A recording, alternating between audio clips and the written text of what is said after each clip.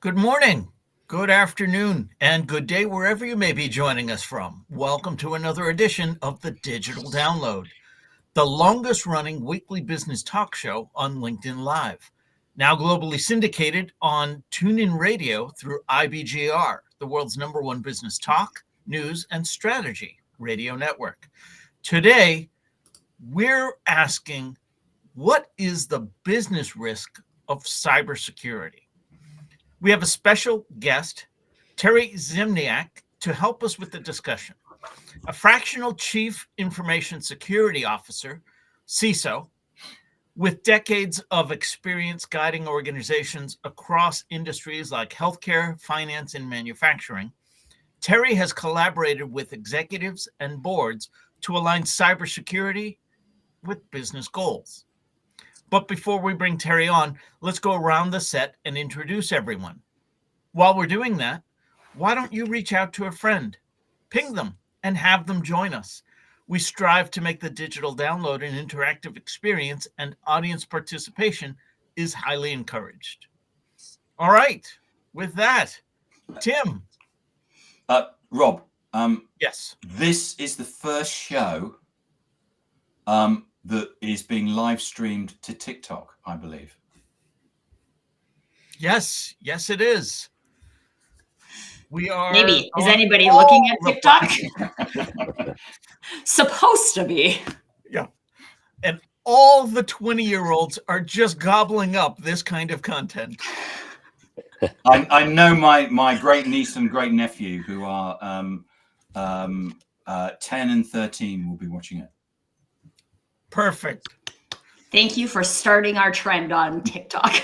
Anyway, just to say, welcome everybody, and really looking forward to today. Always do on the digital download, and please put forward your questions and comments. Great subject. My name is Tim Hughes. I'm the CEO and co-founder of DLA Ignite, and I'm famous for writing the book Social Selling: Techniques to Influence Buyers and Changemakers. Excellent, thank you. And keeping up the tradition on the digital download. The show before Christmas, we all wear our, as we say in Britain, Christmas jumpers. Rob says that like he's in Britain. That's right. That's sweaters for the rest of the world. Bertrand, welcome. Thank you. Hi, everyone. My name is Bertrand Godillot. I am the founder and managing partner of Odysseus & Co., a proud DLA Ignite partner based in France, but actually broadcasting today from Morocco. So quite exciting. I do have the jumper. Not easy to find in France, by the way, but I managed to find one. And I'm very excited by today's topic, of course. It's funny because ugly sweaters are really easy to find here in the States. Good to have you with us, Bertrand. Tracy. Good morning, everyone. Tracy Borison from TLB Coaching and Events, also a proud DLA Ignite partner. And this year, when we were bringing out our Christmas stuff, we counted the number of holiday attire pieces that I have, and I have 12. So next time, Bertrand, you just call me. I'll send you one. I'll do. Is that one for each of the 12 days of Christmas? Well, that wasn't intentional, but then when I realized I had 12, then yes, we turned it into a thing. Awesome. Great to have you with us, Tracy. Thank you. Adam. Hi, Rob. Hi, everybody. I'm co-founder of DLA Ignite, Tim's business partner. I'm not a big fan of Christmas, hence the fact that we have no ho-ho on my jumper. It is, however, a Christmas jumper, not sweater, jumper. I know. When I saw that you weren't wearing your bah humbug hat, and I was like, oh. But you have the jumper, so it's good. The sweater.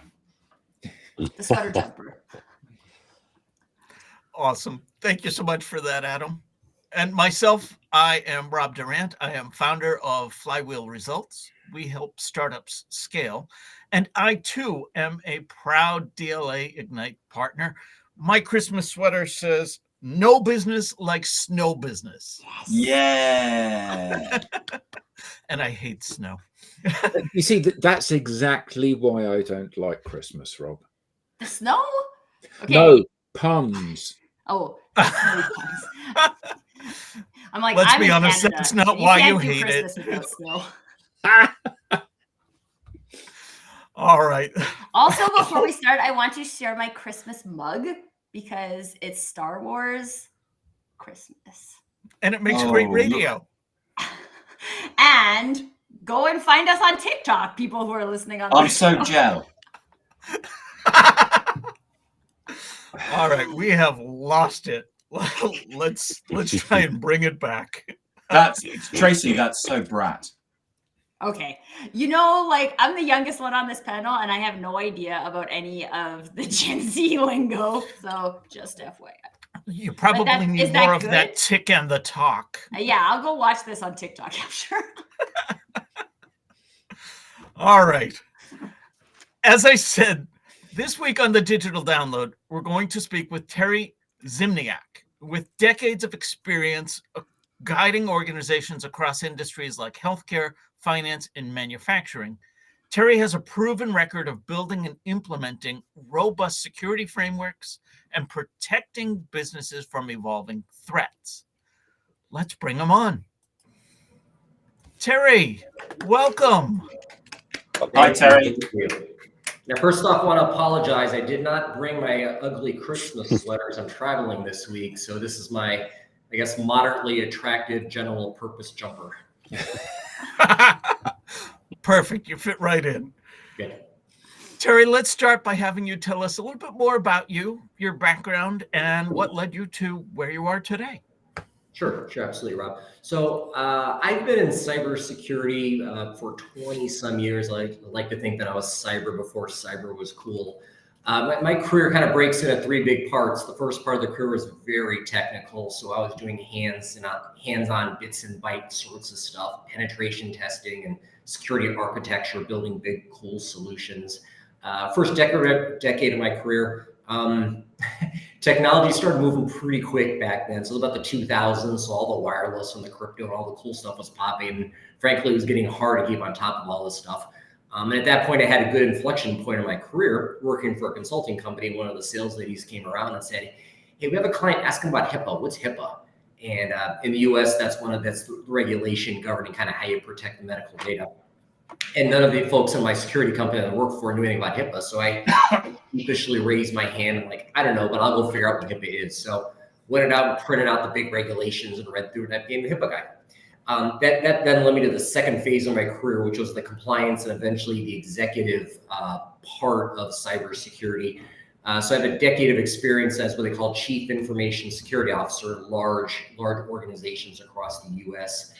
And then pivoted to the third phase, hopefully not the last phase, but my current phase of my career is working as a fractional CISO.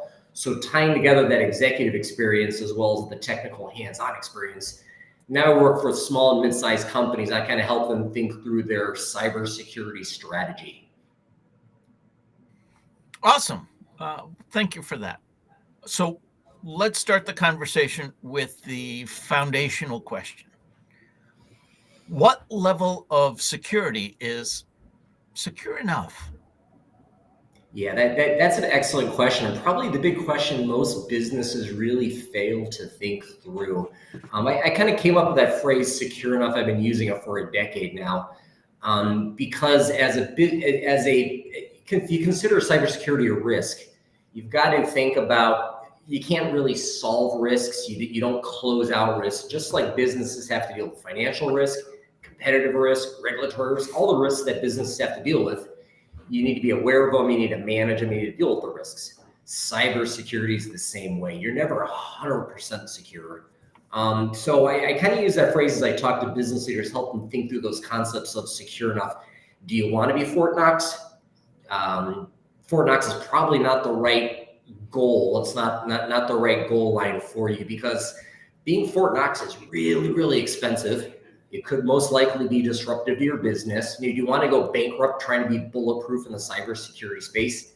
Maybe not, but you got to think through it. On the other end of the spectrum, do you want to be irresponsible with cybersecurity? Probably not. So I kind of use those stories to help business owners think about, this is a risk, this is a spectrum we're dealing with.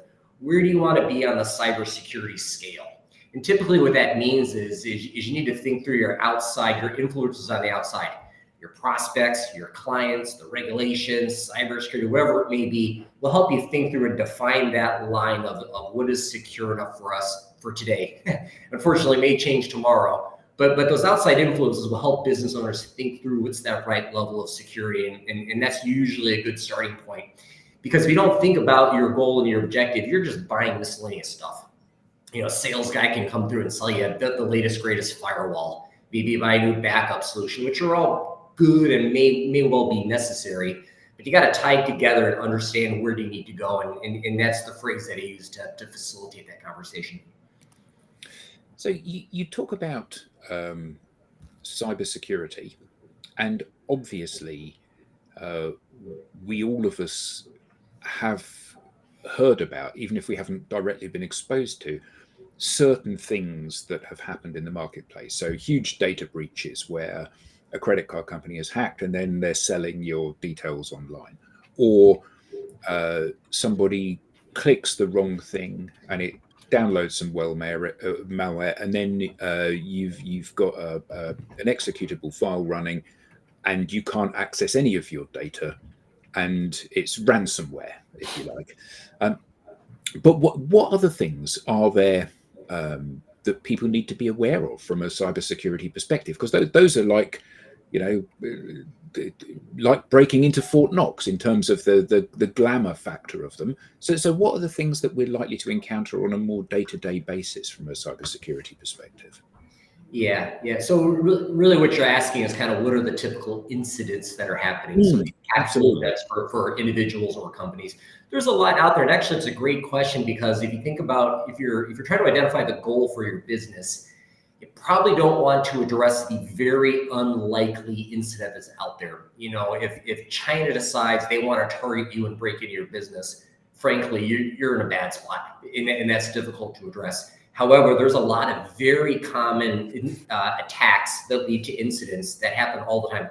Those are the ones you should be focusing on.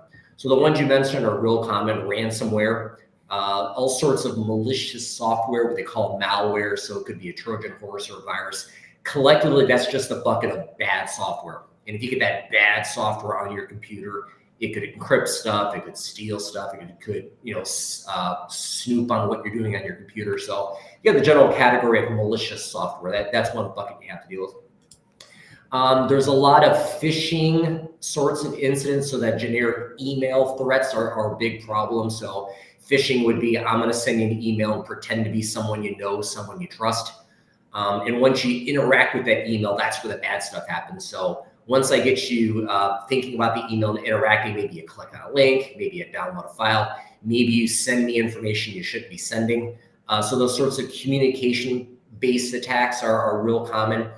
It could be email-based. It's also more and more we're getting text-based. I've got, people get fake messages that pretend to be the boss. You say, hey, we got a problem. I need you to run to go buy, a new credit card or a gift card for someone.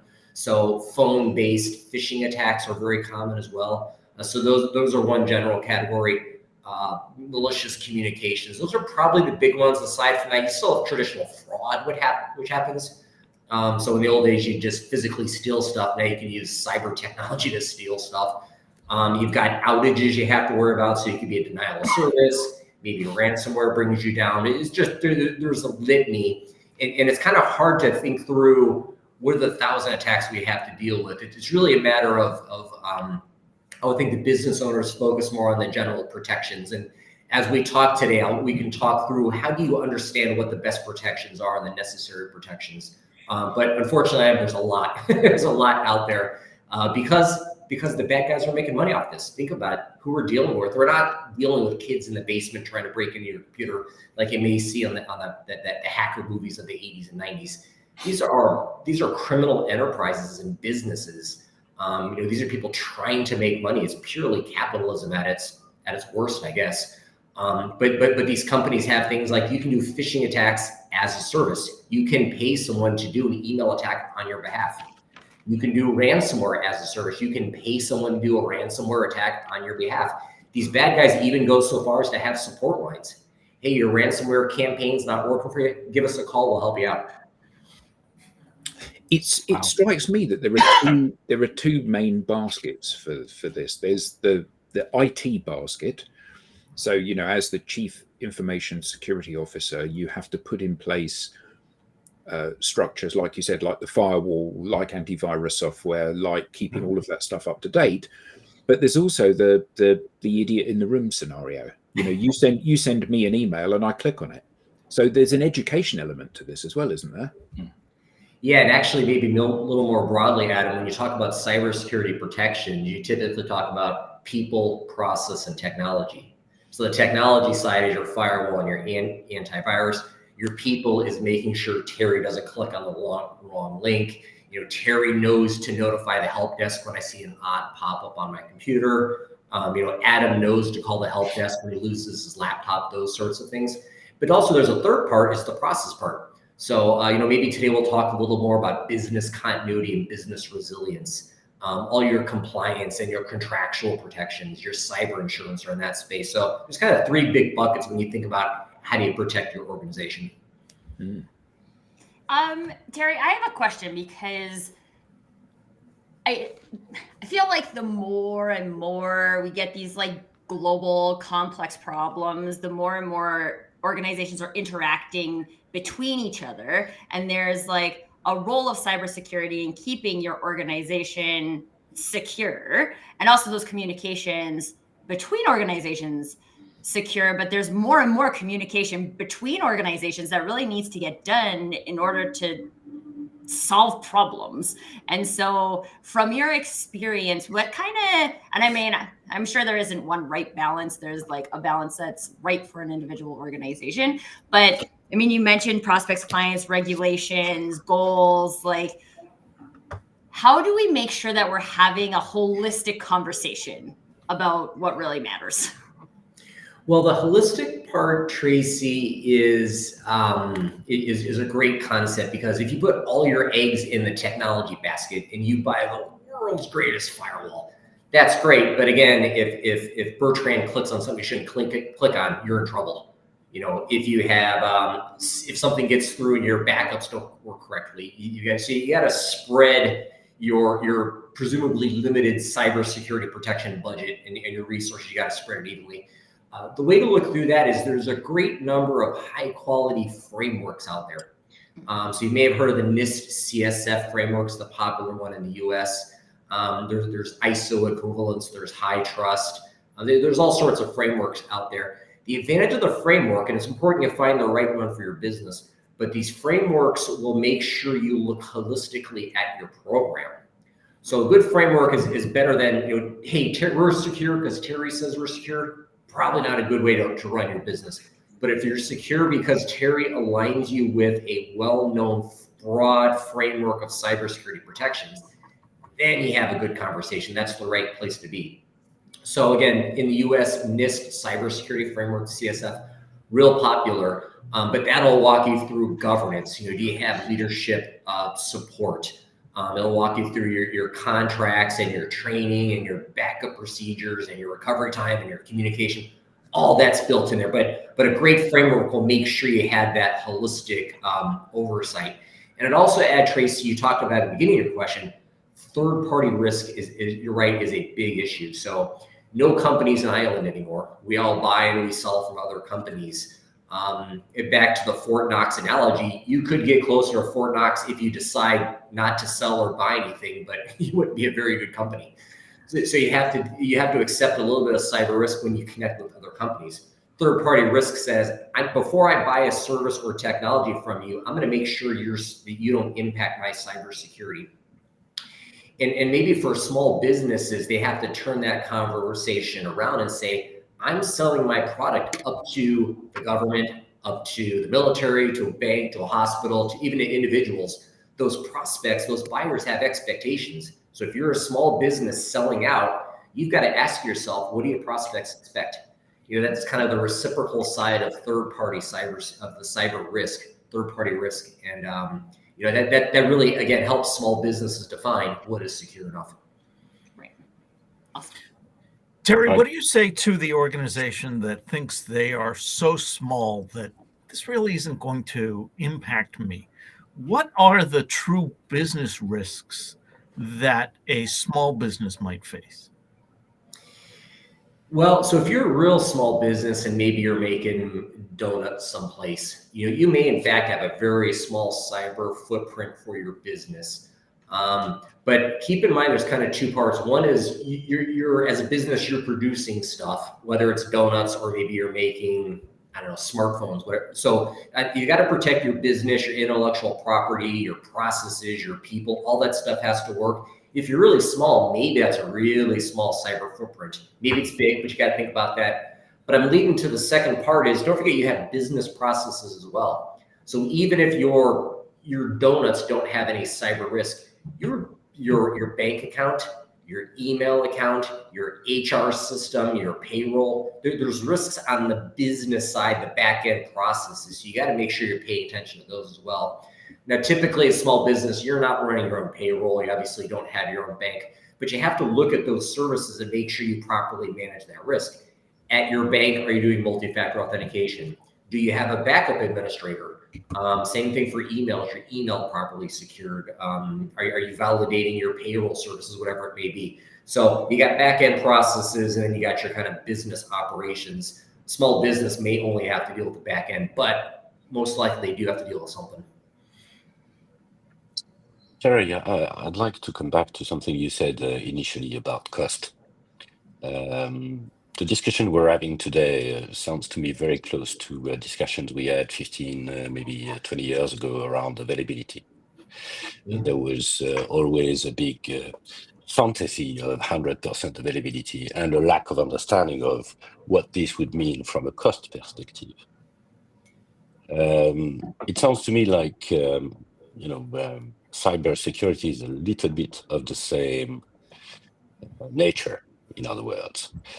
And I'd like to understand as a business, and I understand also that there might be ranges, but what is the average cost that you should, do you have benchmarks, in other words, of, what is the cost of doing business linked to cybersecurity? Well, that's the $1 million question. As I mentioned, I've been in corporate America a good part of my career, and it's always, what are the numbers? Should it be? Back when I was in corporate 10 years ago, 3 to 5% of IT spending in cybersecurity, kind of in the healthcare space, what was a working number. It's really hard because some companies consider cybersecurity an IT function, and they will then measure it based on a subset of the IT budget. If you have, I don't know, $1 million IT budget, maybe 5% or 10%. The other complexity with having an IT is there's so much overlap. If you pay someone to manage your laptops, and that person's responsible for encrypting and backing up and patching your laptops, is that a security cost or is that an IT cost? You got a lot of those mixed numbers in that bag. And then also don't forget, beyond IT, there's a lot of non-technical stuff, people, process, technology. Where do the people costs fall? Where do the process costs fall? Unfortunately, there really is no set number. It's like, what's the cost of making sure you're compliant with your HR regulations and your whatever other regulations are out there? It's really difficult to measure. I will tell you in general, most people should be spending more. On the other hand, you don't necessarily need to spend a lot of money in cybersecurity. Adam was asking about what are the things we should be worried about. Ransomware, bad emails, viruses, those aren't particularly expensive to block these days. If you have a good antivirus tech solutions are not expensive. Cybersecurity training solutions aren't expensive. Your backups aren't particularly expensive. So it's not generally a huge capital outlay to be secure. You got to be thoughtful of how you're spending your money, though. So unfortunately, I don't have a good, easy number for you, but I tell you, you don't need to spend a huge amount of money, and you got to spend it broadly. But I think what's interesting is what you're saying is that as a I as CISO, Yeah. you run your own budget, and that is across, I suspect, IT processes and people. Well, it's interesting in my career, Bertrand. I have been a CISO at billion-dollar company where I reported the CIO. Similar size company I was working where I reported to the chief counsel. So I was on the legal Okay. side of the organization. Mm-hmm. On the legal, I tell you as a cybersecurity guys, life is much easier on the legal side because you just write policies and you talk to people and you don't get calls at 2 a.m. saying you have a virus because it's the IT guys that have to deal with that, guys and gals. But I effectively had little to no budget when I was on the legal side because there was a dotted line to IT, director of security, director of technology security. In this case, he had a big budget to pay for firewalls and penetration testers and whatever the technology. So kind of that point, the technology is the big part of the spend in cybersecurity. Absolutely. Am I right in assuming that for many organizations, the belief is that this is not going to happen to us because we're small or we're not important or whatever, and the vast majority of organizations implement something after the fact because then it becomes very apparent, like a burglar alarm. Nobody ever has a burglar alarm fitted until they've been burgled. And is it a similar kind of situation here? It used to be, and Adam, I do see a shift in the fact that, again, small businesses, if you're selling to somebody, the third-party risk concept, if you're selling to someone, the buyers are getting more and more diligent of verifying that you are secure before they do business with you. So again, no matter who you're selling to, unless it's maybe the individual consumer, most businesses before they sign contracts are going to have some kind of validation. Do you have cyber insurance? If nothing else, they'll make sure you have the insurance in place. Many buyers in the U.S. have regulations, again, medical, financial, military, government, all those big players, they've got requirements to verify you're secure. So these contracts and the procurement processes, Adam, are really driving clarity to these smaller businesses saying, hey, my buyers are expecting me to have multi-factor. My buyers are expecting me to have cyber insurance. My buyers are expecting this and this and this. So that's a good thing because it's driving these small businesses to think about the things that typically they wouldn't think about, because we all understand small businesses only have so much money to spend. If you don't have to spend money in a space, why would you? Now we're getting clarity and we're getting drive, and they really have to sell their products. Terry, I had a question, Rob, if that's okay, about AI. How AI is playing into stuff nowadays. So has that increased the cybersecurity risk? Has it changed it in terms of how people experience it? I know everybody hears about things like deep fakes, and how is AI playing in this playground? It's playing roughly right now. There's really two parts maybe to think about it. AI as a tool being used by the bad guys, and then AI being used internally in business. So I'll do the first part. I'll start with that. So the bad guys are using AI because, again, these are capitalists. These are business men and women trying to make money off us. It's just a new tool in their toolbox. So yeah, the social engineering sorts of attacks, which can be emails, it can be voicemails. There's even a famous story, I think it was early this year, there was a Chinese company, I believe, that where they inappropriately paid like a multi-million-dollar invoice. And the way the bad guys pulled it off is they sent effectively a Zoom link to someone in finance saying, hey, this is the president of the company, you need to jump on the Zoom call. The person in accounting jumped on the call. It was a video call. It had the CEO and the CFO, and they were having a conversation. And the conversation was around the payment. And then the accounting guy heard what he needed to hear. He dropped off, paid the invoice. The whole video was faked. It was a deep fake conversation where they faked the video and the audio. The accountant was convinced it was legit, paid the invoice based on the interaction of the video. So the social engineering, the hard part we have really, Tracy, is that you need to authenticate people. And in the old days, you would authenticate people by seeing face to face. Well, I know who Rob is. I shake his hand, and he's a good guy, and I know that. Then it became phone calls, then it became signatures, then it became email, and now it's video. a lot of that all can be faked with artificial intelligence. And that's the big risk, that you need to go through your processes as a business and say, hey, we do not pay invoices unless whatever. Video calls no longer are reasonable proof that the invoice is legitimate. You should already have a rule in your organization saying email is no longer adequate for us to change bank routing information, because the bad guys have been doing that for 10 years. So they're using AI to make this social engineering much more effective. And they're going to get to the point pretty soon where, in addition, the messaging is going to get better. So if you think of all the information in the world about Tracy, Tracy has young kids, Tracy loves Lego, whatever it may be, they'll be able to pull all this stuff and have a great message just for Tracy. Hey, Tracy, your kid just used your credit card to order a Lego link. Click here to cancel the order. Well, that seems pretty legitimate. So the bad guys are using AI in that space, and they're going to get better and better. So as a business owner, your protection is to look at your processes. We don't accept this. We don't accept. You got to start building processes and training people not to accept those sorts of communications anymore. On the other half, business side, business is using AI. It's an excellent tool, does some neat things, but businesses are getting in trouble because they don't really understand AI, and AI is finding a lot of risks that maybe businesses weren't aware of. A real common problem is businesses are turning on Microsoft Copilot, which is kind of AI embedded into the 365 suite. They're turning on Microsoft Copilot and they're asking Copilot questions. Copilot then says, okay, Tracy's got a question. It skims through everything Tracy has and tries to respond.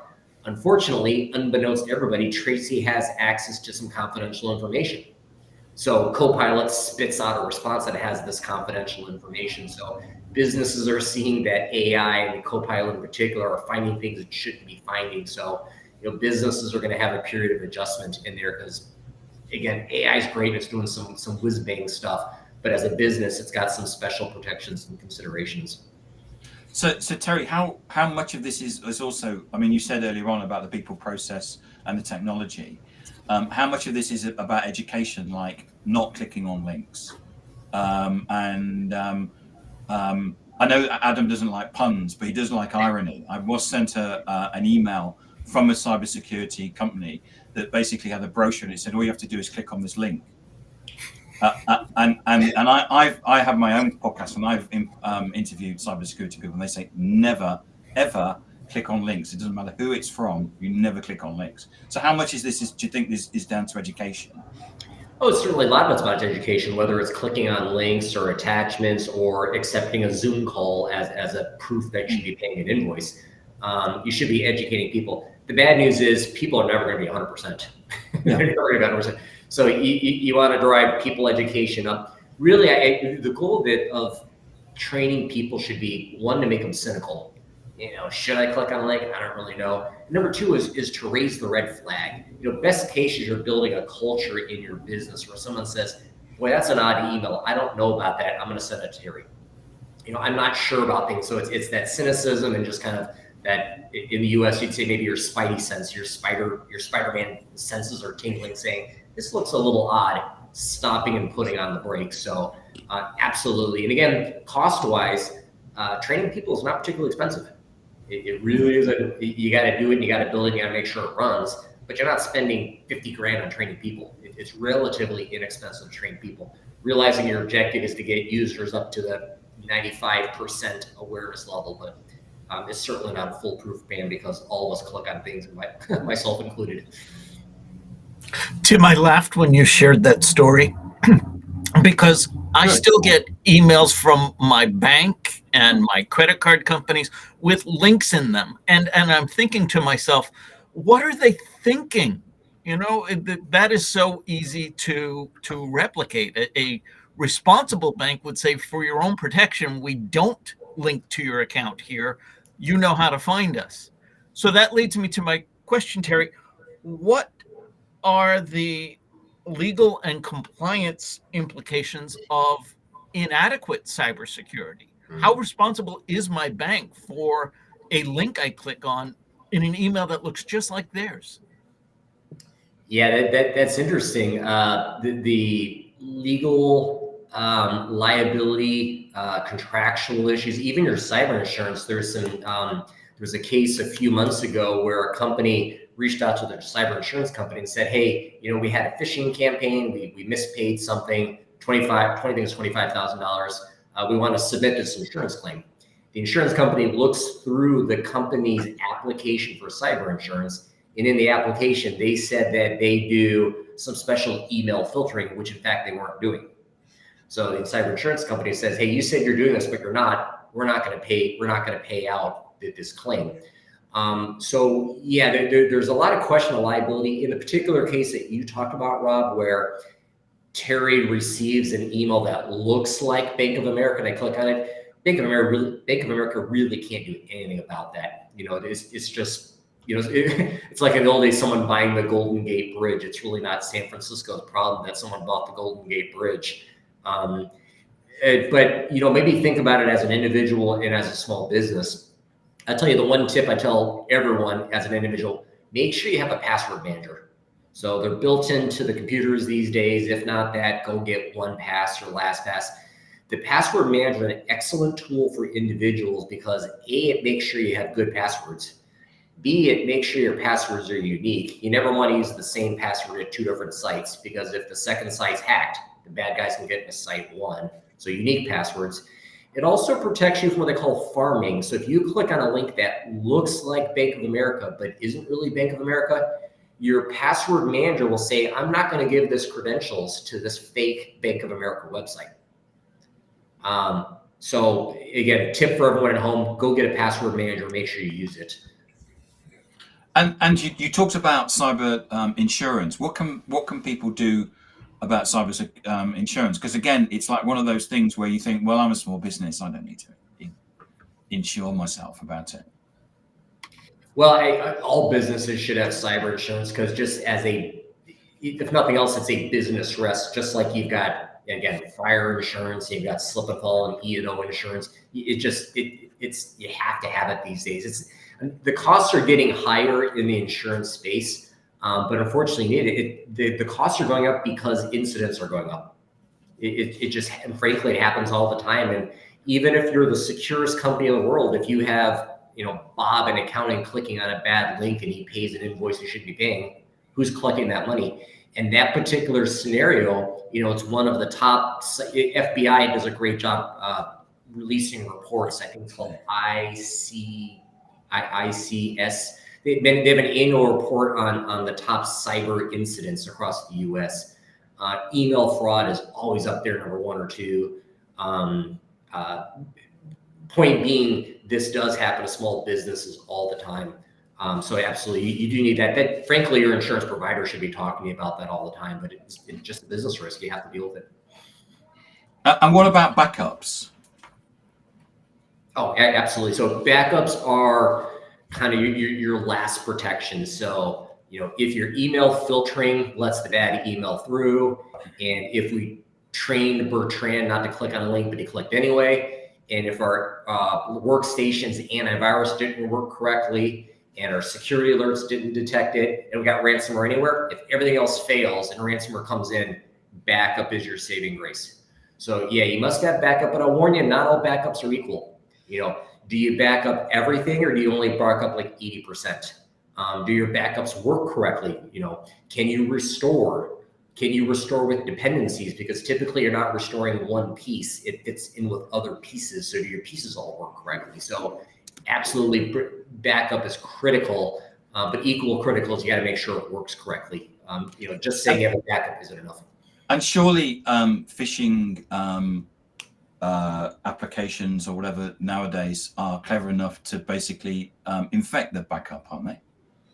They do attack. So the malicious software that can come through phishing attacks. Once you get bad software in your network, then you're really in a trouble spot, because the bad guys can get there. The bad guys typically, once they're inside your network, they'll do a little bit of reconnaissance. So I'm inside your network. What do you have? You have a database, you have an email server, you have backups, whatever it may be. It'll start targeting and figure out what it wants to hit. Realizing, as we described here, that backups can help you recover as a business. The bad guys will try to get your backup system offline, because if you have backups, maybe you're less inclined to pay ransomware, to pay the ransom. If your backups work correctly, then you've got a business decision. Do I want to go to backups, or am I willing to pay the ransomware? So again, these are businessmen, businesswomen we're dealing with. They know how businesses respond, so they're going after the backups. Yeah. And what about one of our clients, though we sold the company now, we're doing pen testing, so penetration testing on cybersecurity. First of all, what is pen testing? And do you recommend it's something that people do? So what penetration testing is, you pay someone or a service to come in and act like a bad guy and try to get in. So there's different ways it can go. It can be big or small. There's automated ways to do it as well. But effectively, you're having someone pretend like they're attacking you, and then you get the rewards. Penetration testing is good, and it's of value, and frankly, may be required. Again, if you're signing a contract with a business, the business may say, question 14 may be, do you do an annual pen test? So you may be required to do a penetration test. But I'll tell you, penetration tests really may be step 2 or 3 along the process of what you call vulnerability management, looking for your issues and dealing with it. Pen testing is good, but I think most companies miss the earlier step of just simple vulnerability scanning. There's easy, inexpensive tools that'll just crawl your network and say, Bertrand's missing a patch, administrator has a blank password, you're using an unencrypted whatever. So there's very simple tools that do what's called vulnerability scanning. Right. And that'll find 90% of what a penetration tester is going to find anyway. Much cheaper, much easier to resolve. So vulnerability testing before you get up to pen testing. So how do businesses measure the effectiveness of their cybersecurity programs? Well, that's hard because that's a risk. If your measurement is 0 cybersecurity incidents, you probably have the wrong measurement. Because frankly, cybersecurity incidents, and you got to ask yourself, what's the definition of an incident? You're going to have incidents. Incidents happen. Maybe Terry clicks on a link and your computer kicks into action, says, hey, I see a virus, and it stops it on Terry's computer, and everything's good. That would be an incident, but it's not a bad thing. We've got more training to do, but our technology worked fine. And on the other hand, you can have a really bad incident where ransomware comes through and just destroys your whole company. There's different ways to define an incident. Your metrics really shouldn't be that. Your metrics really, again, I go back to the idea of a framework and maybe KPI. So your framework is how well do we align with NIST cybersecurity framework structure. And within that, they even have things like maturity. So the framework may say, make sure you do user education. Okay, we know we have to do education, but what's education? Do we spend 5 minutes in onboarding Terry and tell him about not clicking things? Well, it's training, but maybe it's not mature training. Do we do quarterly testing? Do we verify all the testing's done? Do we have skills-based testing? So there even something as simple as training, there's good training and there's great training. Okay, so your metrics should be, we know where we want to go based on a framework, and we're maturing along the process. So those really are the right metrics, because again, incidents are going to happen. So you have framework alignment. Maybe a second thing to look at, Rob, would be your metrics. So you want to mature your program. Maybe your metrics are, how many clicks did we have? So this year we had 5 bad clicks. That means we need to improve our cybersecurity training. This year we had, viruses come through. We had 0 viruses. KPI is great. Maybe we don't need to focus on that at 2025. So I like metrics for helping you focus on the hotspots. So decide what your key metrics are, 5, 6, 7 of them. And then again, pick a framework, which is really your structure, and keep working and maturing through those frameworks. All right, now, Terry, bring out your crystal ball. What are we looking at for the next 5 years in terms of preparing against cybersecurity attacks? Boy, I forgot to bring my crystal ball today, along with my Christmas sweater. So we'll see what we can do. Looking forward, I don't want to focus so much on the technology. I think about more along the business view of cybersecurity, because again, we're talking about business risks. So as businesses move forward, more and more consolidation. If you're a company A and buying company B, you're inheriting all of the cybersecurity risks of company B. So, think about the business trends, consolidation. As Tracy said, there's a lot of more integration between the companies. and that's impacting us on a business perspective. Because if you rely on company B to do your, I don't know, your accounts payable or your payroll or whatever, if these companies go offline, that impacts you, even though you have no control over their cybersecurity. So those dependencies are becoming more and more of an issue. You know, in the next 5 years, our business is going to offshore more. Are they going to start onshoring again?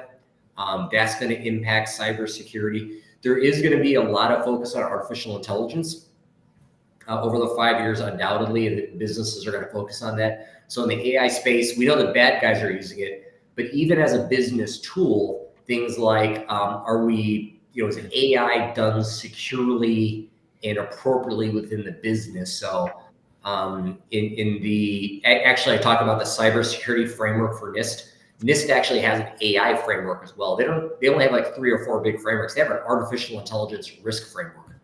And I did work through that with a company. And in the AI space, you know, bias and transparency, and can we validate what it's producing? Can we protect the data? So the cybersecurity around the AI solutions are certainly going to be focused over the next several years. And maybe the last thing I'd say is these social engineering attacks are going to get better and better and better. So me pretending to be your bank, me pretending to be your kid, your grandma, whatever it may be, these attacks over multiple channels. Actually, I know someone, a young woman, who was convinced to send money because someone got in their Slack channel at work. Someone hacked into her friend's Slack account, got into Slack, and then in there said, "Hey, I've got a problem. Can you send me $200?" So the ability to pretend to be someone else is going to be much more risky, because AI is going to do a very good job at that over the next several years. So again, the protection of that, business owners, set your processes in place. We don't change bake routing information based on email. We don't change the information based on phone calls, on Zoom calls, on text messages, whatever it may be. So on that, sorry, Tim.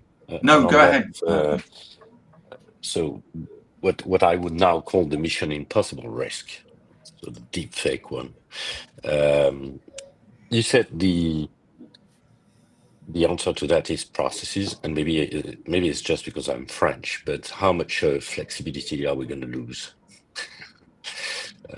Because that's sometimes the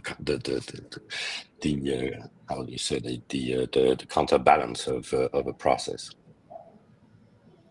Well, yeah, because at the end of the day, again, humans are fallible. Humans are social. We want to trust people. So and that's exactly what social engineering is designed to do, is to play off the way people interact with each other. Just like frauds have been happening for hundreds of years. You know, you interact, you trust people. But again, everything can be fake these days. The communications, the videos, the audio. Again, we talked about Tracy, the example of Legos and her young kids. All this information is out there. She really can't trust anything.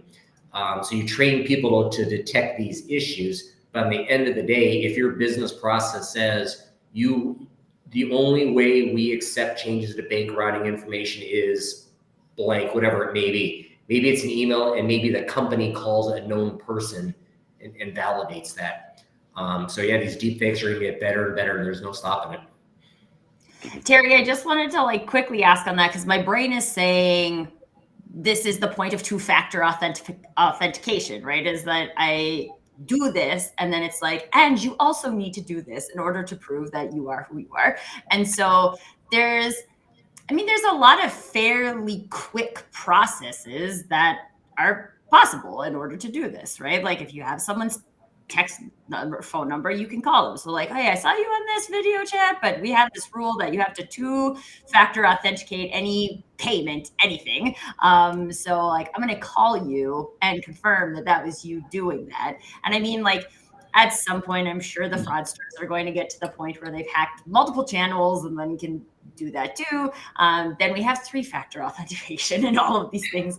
But like, I mean, I feel, just also to comment on Bertrand's question, is that if we're being intentional about these things, we probably don't have to spend too much time or lose too much flexibility on that.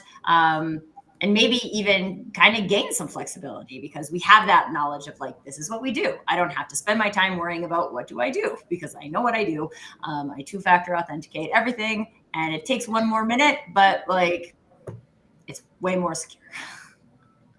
Yeah, and I think from a business perspective, a lot of times we think we don't have 1 minute, but unless you're in the hospital saving babies, like you probably have a minute. So let's take it. Yeah, that goes back to the original statement of secure enough. You know, if you were a bank and you were doing a $100 million transaction, I'm guessing there's a whole lot of processes in place to make sure that's a legitimate transaction. If you're a small business owner and it's a $200 Venmo payment, maybe you care, maybe you don't. So you got to think through those thresholds. To your point, Tracy, you don't want to stop business. You could be Fort Knox and you could triple authenticate everything and you could drive to their house and look at them and shake them and making sure they're a real person before you make a change. That's, you know, nothing wrong with that per se, but it's not the right way to run your business. So yeah, think about those risks. And don't forget, there's a lot of smart people out there to help you. So your bank can help you with conversations like this, your cyber insurance company, your IT service provider, their cybersecurity folks, there's people like me to help you think through and figure out what the logical, the right level of security is for you. Well, you say that, but when Rob said about he got an email from his bank with a link on it, oddly, this morning I had an email from my bank as well, and it had 9 links on it. Now, some of those links were contact us, or whatever. Some of those links, so none of them were links that were necessarily not legitimate, and not all of them were links to the bank. So some of them were links to their social properties. Some of them were links to the contact us page. But I guess that the point is that, and Rob's point, that they should be an exemplar of good behavior here. They're sending an email to you that says, you need to be careful that you don't click any links. Read how you don't click links by clicking this link is kind of, is madness, isn't it? It is, but it's not, frankly, not the bank's job to make sure you don't click on links. The bank's a business like anyone else. They've accepted the risk of sending you links because they know you have to multiple factor authenticate before you can get to account, so their stuff is safe. And from business.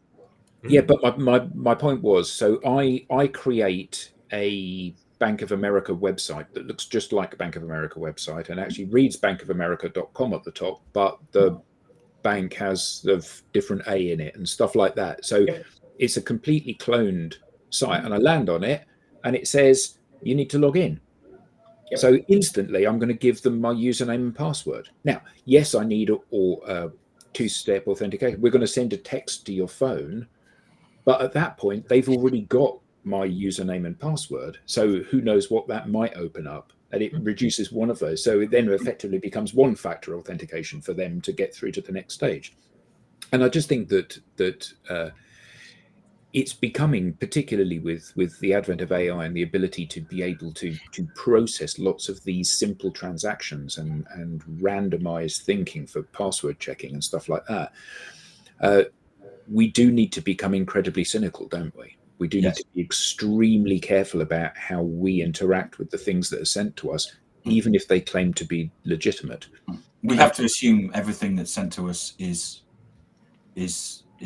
wrong.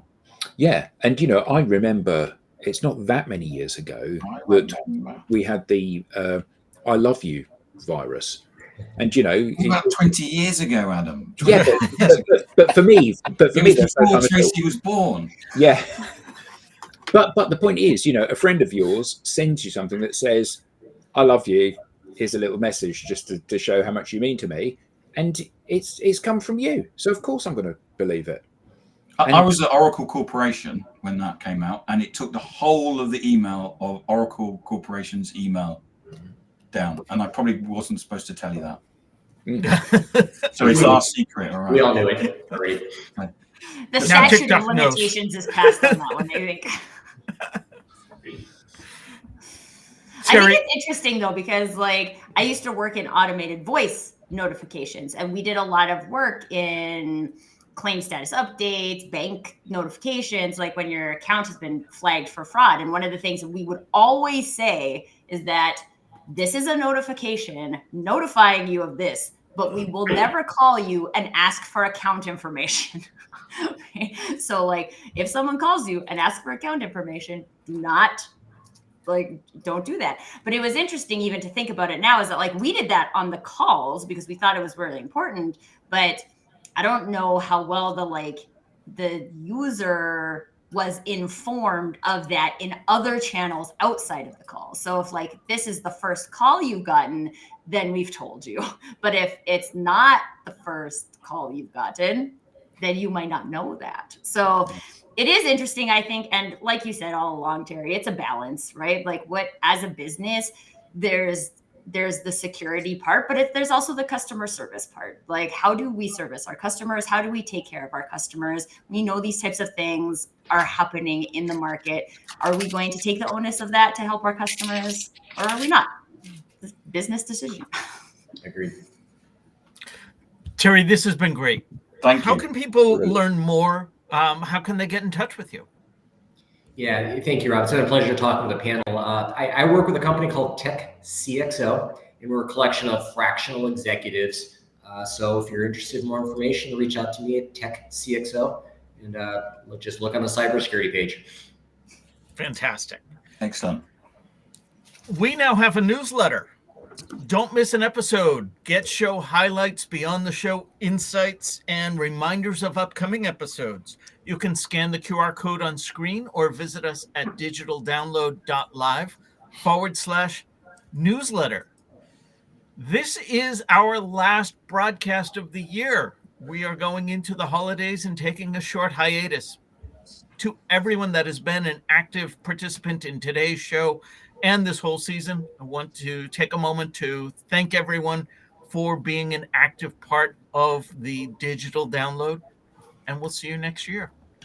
Happy Thanks, New Year, Terry. everyone. Thanks, Terry. Thanks, That's Terry. excellent. Thank Thanks, you. Terry.